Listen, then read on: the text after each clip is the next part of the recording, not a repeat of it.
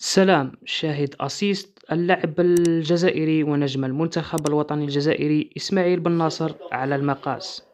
شاهدوا تمريرة مثل تمريرات تشافي هرنانديز وتصفيق إبراهيموفيتش وفرحة المدرب والجمهور.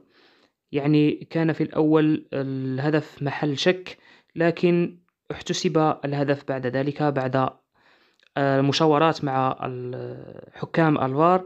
ويقدم بن ناصر أداء رائع جدا، استرجاع للكرات وتمريرات. شاهدوا التمريرة الرائعة لثيو هرنانديز الفرنسي يسكنها في المرمى.